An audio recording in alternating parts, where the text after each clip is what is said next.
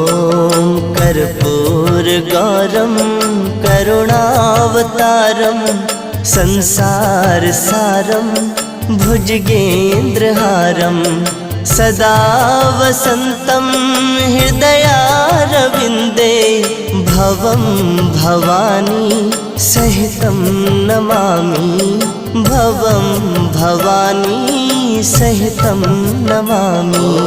कर्पूरगौरं करुणावतारं संसार